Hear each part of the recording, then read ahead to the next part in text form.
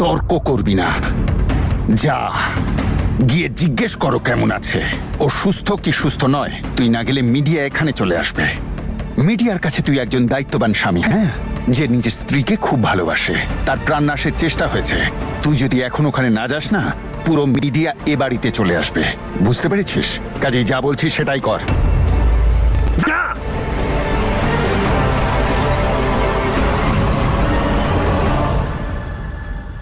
নূর।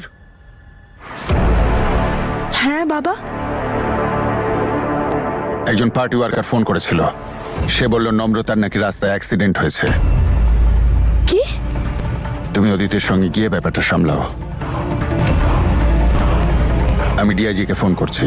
আমি চেঞ্জ করে আসছি। অ্যাক্সিডেন্ট? আমি বলছি দিদা, ওই গাড়িটা আমাকেই মারতে এসেছিল। ওরা ওরা আমাকে শেষ করতে এসেছিল, কিন্তু আমার বদলে আঙ্কেলকে। না শোনা,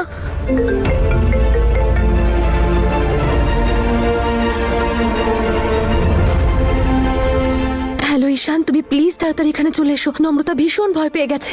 মা মা মা আমার কথা শোন, তোর শরীরটা একদম ঠিক নেই। এখন তুই খুব চিন্তায় আছিস। না না না, আমার জন্যই আঙ্কেলের আজ এই অবস্থা। আমি হসপিটালে যাব। তুই শান্ত হ মা, শান্ত হ। চুপ চুপ চুপ।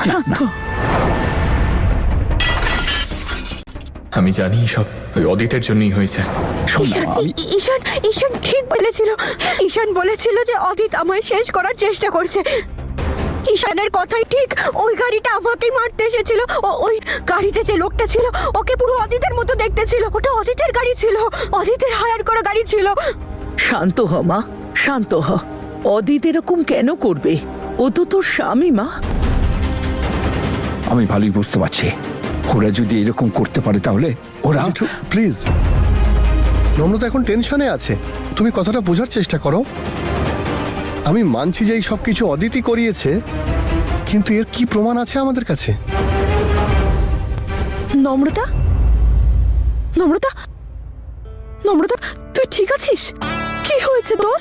বাবা যেই মাত্র বললেন যে তোর অ্যাক্সিডেন্ট হয়েছে, আমি থাকতে না পেরে দৌড়তে দৌড়তে চলে এলাম। দেখা কোথায় লেগেছে, দেখা কি করে হলো অ্যাক্সিডেন্টটা।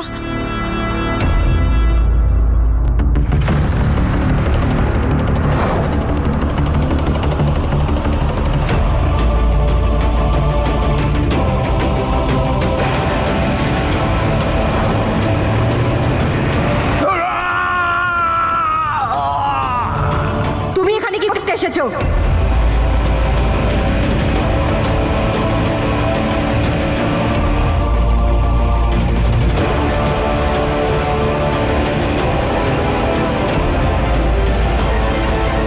নম্রতা, নম্রতা, কি করতে এসেছো এখানে? এটা দেখতে এসেছো যে আমি বেঁচে আছি না মরে গেছি? বেঁচে আছি। এসব কি বলছো নম্রতা? তুমি জানো আমি কত ভয় পেয়ে গিয়েছিলাম। ভাগ্য ভালো যে তুমি- Shut up! Stop it! Please stop it! তোমার মতো নিচু মনের মানুষ আমি আজ পর্যন্ত দেখিনি। আরে তোমায় দেখলে তো আমার ঘেন্না হয়, ঘেন্না। দাদু, দাদু, দাদু প্লিজ এই লোকটাকে বলো এখান থেকে বেরিয়ে যেতে। আমি ওর মুখ দেখতে চাই না। দেখো অদিত, এখন নম্রতা খুবই দুশ্চিন্তায় আছে, আর ওর শরীরটাও মোটে ভালো নেই। তুমি যাও, ওকে একা থাকতে দাও, যাও। দাদু, আমার ওয়াইফের সঙ্গে কথা বলতে এসেছি, প্লিজ আমায় কথা বলতে দিন। আমি জানি ওর অবস্থা ঠিক নেই, ওর সঙ্গে আমি কথা বলতে চাই, ওর অবস্থা জানতে চাই। আমি জানতে চাই ওর অ্যাক্সিডেন্টটা হলো কি করে। আমি ওকে বোঝাতে চাই যে আমি ওর সঙ্গে আছি, তাই আমাকে এটা করতে দিন।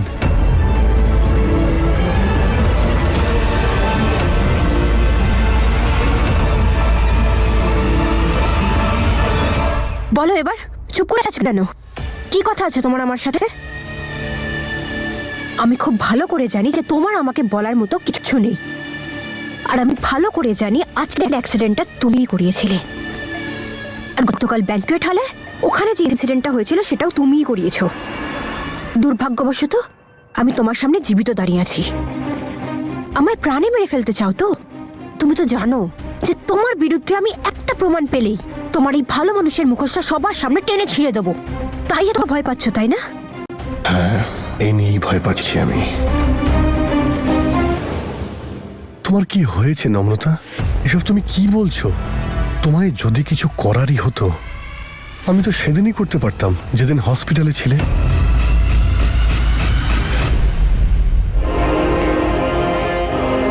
আমি একবার দেখে আসি। দাদু তুমি দাঁড়াও, আমি দেখে আসছি।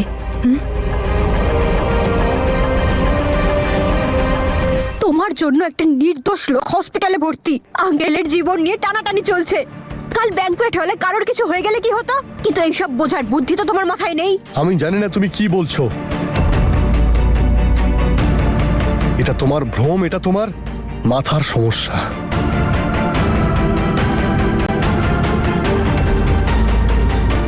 ওকে, আমার মাথায় সমস্যা আছে তো ডান, নো প্রবলেম।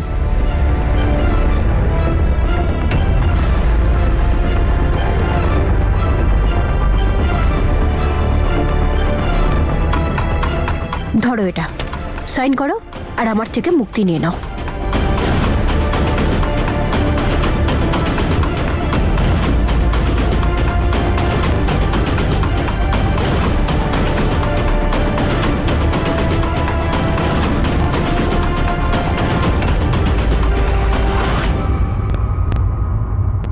ডিভোর্স তো আমি তোমাকে দেব না নম্রতা। আর একটা উপায়ে তুমি এই বিয়ে থেকে মুক্তি পেতে পারো, যদি আমি শেষ হয়ে যাই বা যদি তুমি শেষ হয়ে যাও।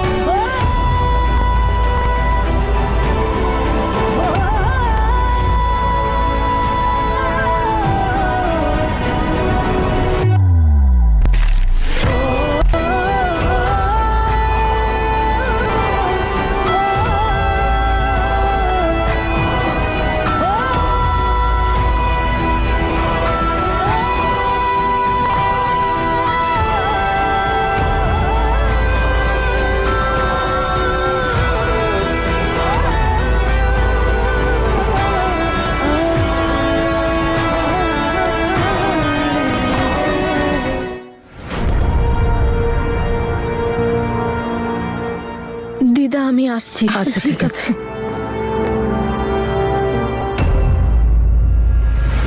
আর একটা উপায়ে তুমি এই বিয়ে থেকে মুক্তি পেতে পারো, যদি আমি শেষ হয়ে যাই বা যদি তুমি শেষ হয়ে যাও।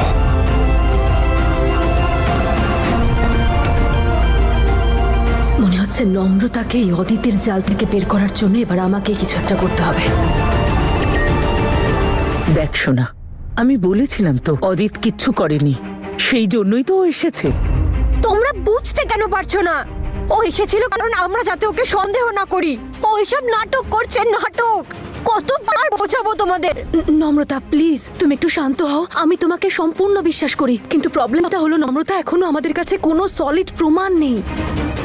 দাদু যেভাবে নম্রতা ঘটনাটা বলছে, তাতে যদি একটু 19-20 হয়ে যেত না, তাহলে গাড়িটা সোজা নম্রতার উপর দিয়ে যেত। সে তো উপরওয়ালার দয়ায় নম্রতার কোনো ক্ষতি হয়নি। বিরাট আশীর্বাদ উপরওয়ালার যে ও ঠিক আছে এখনো। উপরওয়ালা আমাদের মেয়েটাকে বাঁচিয়েছেন, কিন্তু এক নির্দোষিত আহত হয়েছে। আর এই ক্ষেত্রে ওদেরকেই এই জবাবদিহি করতে হবে। আমি তোকে কথা দিচ্ছি মা, যারা তোর সাথে শত্রুতা করতে চায় তাদেরকে আমি ছাড়বো না। আমি যাচ্ছি ওখানে। না দাদু, না দাদু, প্লিজ প্লিজ প্লিজ, আমার জন্য তুমি নিজের প্রাণের ঝুঁকি নিও না দাদু। এইসব যা চলছে চলতে দাও, তুমি প্লিজ এইসবের মধ্যে জড়িও না, প্লিজ দাদু, প্লিজ প্লিজ মা, দাদু। তোর প্রাণনাশের চেষ্টা হলো, আমরা তো হাত গুটিয়ে বসে থাকতে পারি না। মা, পুলিশে কমপ্লেন করাটা দরকার। বড় দাদু, পুলিশকে কমপ্লেন করে কোনো লাভ হবে না। অজিত এখন একজন এমএলএ, ওর ক্ষমতা এখন আগের থেকে আরো বেড়ে গেছে। ওর বিরুদ্ধে কমপ্লেন করার মতন প্রমাণ কোথায় আমাদের কাছে? প্রমাণও পেয়ে যাবো নম্রতা।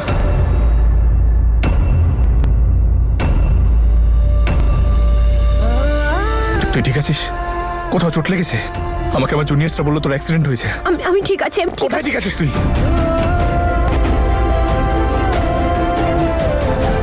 তুমি ওকে বাইরে কেন যেতে দিয়েছো? আমি তোকে বারণ করেছিলাম না? বলেছিলাম না বাড়ির বাইরে না বেরোতে? কি মনে হয় আমি ফালতু বকি?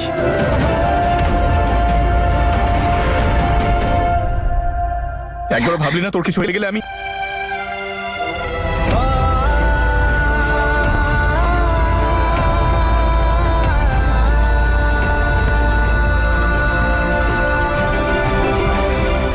আমি ঠিক আছি, আমি ঠিক আছি। দেখতে পাচ্ছি তুই কতটা ঠিক আছিস। কি মনে হয় তোমাদের সবার আমি মজা করছি? এই সব কিছুই অদিত করেছে। আমি নিজে ইনভেস্টিগেশন করেছি। আশীর্বাদের দিন যে অ্যাক্সিডেন্টটা হয়েছিল সেটা অ্যাক্সিডেন্ট ছিল না, সেই অ্যাক্সিডেন্টটা করানো হয়েছিল।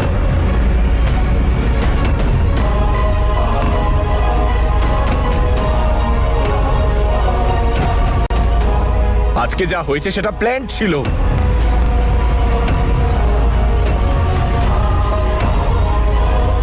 ওই অদিত তোকে শেষ করে ফেলতে চাইছে, আর তুই আমার কথা বিশ্বাস করতে পারছিস না। কেন করছে জানিস তো তুই?